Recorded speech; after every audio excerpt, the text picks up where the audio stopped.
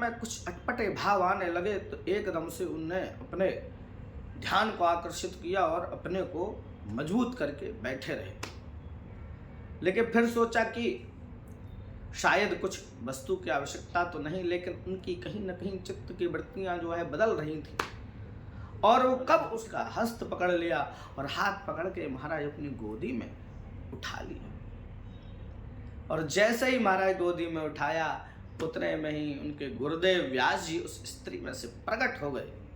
जय श्री कृष्ण, जय श्री राधे, श्रीमन नारायण। आप सभी स्वस्थ होंगे, ऐसी भगवान से प्रार्थना करते हैं, हम भी स्वस्थ हैं। एक बार श्री व्यास जी महाराज श्रीमद् भागवत लिख रहे थे, तो जैमिनी ऋषि उनके शिष्य थे, उन्होंने उसको पढ़ा। उसमें लिखा था कि माता स्वस्त्रा दुहित्रा वा न विविक्ता सनो भवेत्, बलवान इंद्रिय ग्रामो विद्वान शमपि कर्षति। जब ये श्लोक जो है महाराज जैमिनी ऋषि ने पढ़ा तो बड़ा ही आश्चर्य भी हुआ और कहीं ना कहीं उनके मन में एक शंका उठी और कहीं ना कहीं वो उसको मानने से इनकार कर चुके थे।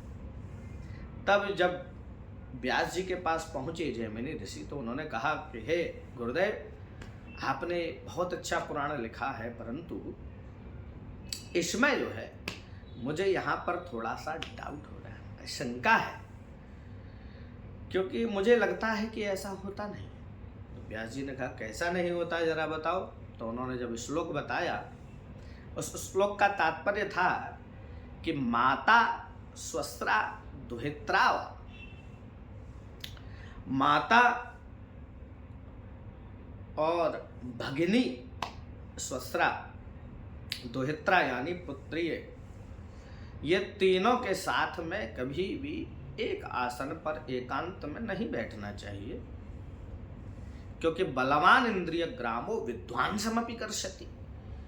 इंद्रियां जो है बड़ी बलवान होती हैं और विद्वानों को भी आकर्षित कर लेती हैं। कहने का तात्पर्य है कि यदि स्वयं की माता भी यदि एकांत में एक आसन पर बैठी है, अपनी बहन भी यदि बैठी है भगिनी, और यदि पुत्री भी अगर है, तो भी साधक को सावधान रहना चाहिए, क्योंकि इंद्रियां बहुत जल्दी अपनी ओर खींचने लगती हैं। तो जैमिनी ऋषि जब गुरुदेव को बताया कि ऐसा नहीं होता है गुरुदेव, क्योंकि विद्वान तो जानता है ना कि इंद्रियां कितनी बलवान होती हैं, तो इसलिए जब वो जानता है तो उसकी इंद्रियां जो है नहीं खींचेंगी, वो समझ जाएगा।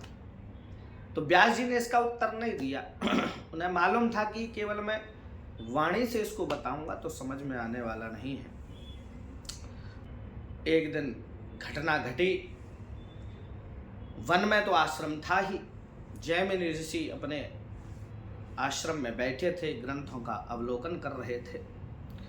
उसी समय रात में वर्षा आने लगी और दांतों के कड़कड़ाने की आवाज सुनाई दी। जब वो घर से बाहर निकले, देखा कि कौन यहाँ पर जीव है जो जंगल में है, तो जाकर के देखा तो झाड़ी के पास एक श्वेत वस्त्र धारण किए हुए, उनको धुंधला धुंधला दिखाई दे रहा था, अच्छे से दिखाई नहीं दे रहा था।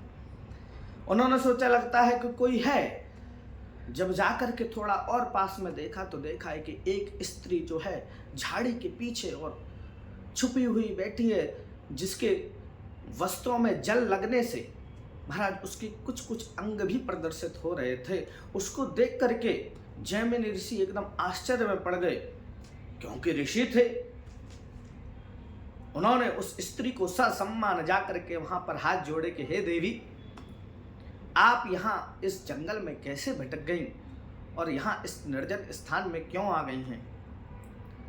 तब उन्होंने कुछ उत्तर ना देते हुए, क्योंकि स्वयं व्यास जी ने ही वो रूप धारण किया हुआ था, तो इसलिए कुछ बोल नहीं पा रहे थे और दांत कड़कड़ाते हुए उन्होंने बोला कि मुझे शरण चाहिए। केवल इतना बोला तो जैमिनी ऋषि ने बोला कि आप चिंता न करिए देवी, हमारा आश्रम है यहीं, आप वहाँ आकर के आराम से विश्राम करिए और आराम करिए। तो महाराज उनका हाथ पकड़ करके और जैमिनी ऋषि अपने आश्रम में ले आए, और आश्रम में ले जा करके उन्होंने देखा कि उनका कोमल शरीर था और जल लगने से उनके अंग प्रत्यंग भी प्रदर्शित हो रहे थे।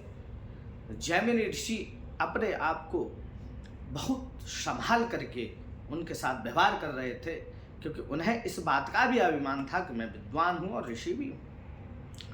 तो महाराज उन्होंने ये कहा कि आप जो है ये दूसरा वाला जो कक्ष है आप इसमें जाकर के विश्राम करिए, इसी में वस्त्र इत्यादि हैं, आप वहाँ जा कर के और अपने वस्त्र बदल करके और विश्राम करें, और किसी वस्तु की आवश्यकता हो तो बता दें। और ऐसा कह करके वो अपने दूसरे कक्ष में चले गए जहाँ वो अध्ययन कर रहे थे। और महाराज जैसे ही थोड़ी देर बाद ग्रंथों का अध्ययन करते करते उनकी चित्त की जो वृत्तियां हैं, जो उन्होंने चक्षु इंद्रियों से जो दृश्य को देखा था, उनके अब मन में वही चलने लगा। तो जैसे ही वो ग्रंथों का अवलोकन तो महाराज चित्त की वृत्तियां खिंचने लगी और उनके मन में कुछ अटपटे भाव आने लगे। तो एकदम से उनने अपने ध्यान को आकर्षित किया और अपने को मजबूत करके बैठे रहे। लेकिन फिर सोचा कि शायद कुछ वस्तु की आवश्यकता तो नहीं, लेकिन उनकी कहीं न कहीं चित्त की वृत्तियां जो है बदल रही थी। और वो कब उठ करके उनके दरवाजे के सामने चले गए और उनका दरवाजा खटखटा दिया, कहा कि हे देवी खोलो। देवी ने दरवाजा खोला तो अब क्योंकि कह नहीं सकते, क्योंकि चित्त की वृत्तियां उनको ले आई थी, तो हाँ उन्होंने कहा कि हे देवी आपको किसी वस्तु की जरूरत हो तो जरूर बताना। तो देवी ने कहा हाँ मैं जरूर बता दूंगी अगर मुझे कोई आवश्यकता हो।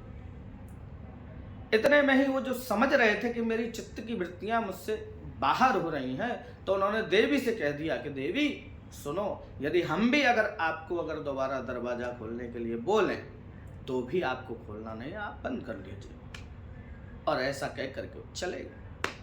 और महाराज थोड़ी देर बाद फिर उनके मन में जो है अब तरंगायमान होने लगा।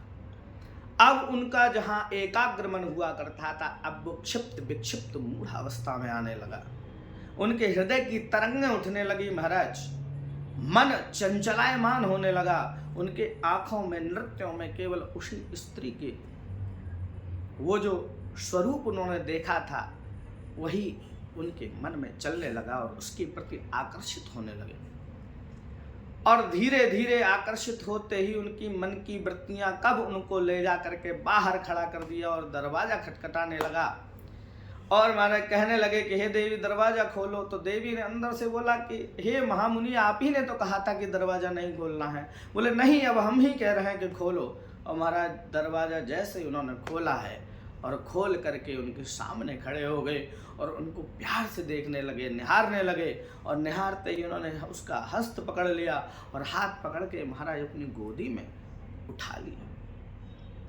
और जैसे ही महाराज गोदी में उठाया उतने में ही उनके गुरुदेव व्यास जी उस स्त्री में से प्रकट हो गए और प्रकट होकर के बोलने लगे कि हे जैमिनी, ये मेरी माया से ही मैंने ये रचा था। तुमने प्रश्न किया था ना कि विद्वान समपि कर्षति, विद्वान भी कर्षण हो जाता है लेकिन वो अपनी इंद्रियों पर काबू कर लेता है। मैं तुम्हें यही बताना चाहता था कि तुम जैसा जब कर्मनिष्ठ तपस्वी ऋषि के मन में किसी को देख करके ऐसी भावना आ सकती है, तो जो मनुष्य साधारण है वो भजन भी नहीं करते, तपस्या भी नहीं करते और दिन रात भोगों को भोग रहे हैं, उनका मन कैसे उनके कंट्रोल में, उनके हाथ में हो सकता है।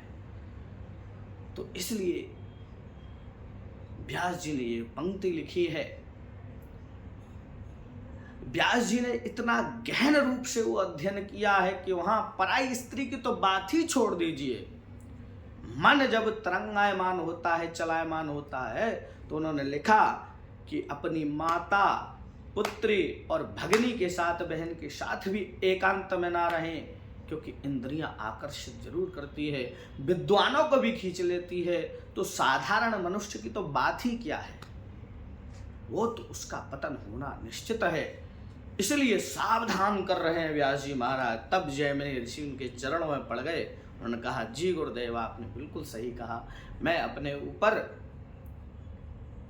संयम नहीं रख सका, मेरी इंद्रियां खिंच गईं, और ये बात बिल्कुल सत्य है, मैं आपको प्रणाम करता हूँ। तो इस कथा से हमें बहुत कुछ सीखने को मिला है। साक्षात व्यास जी के शिष्य आकर्षित हो गए, तो हम लोग तो साधारण मनुष्य हैं, इतना भजन भी नहीं है, बल भी नहीं है, संयम भी नहीं है। इसलिए प्रयास करना चाहिए कि अधिक से अधिक हम जो है भगवान नाम करें, जप करें, अपनी इंद्रियों को संयमित करें। जय श्री कृष्ण, जय श्री राधे। बोलो वृंदावन बिहारी लाल की जय, श्री वृंदावन धाम की जय, रास बिहारी सरकार की जय। जय जय श्री राधे, जय जय श्री राधे, जय जय श्री राधे श्याम।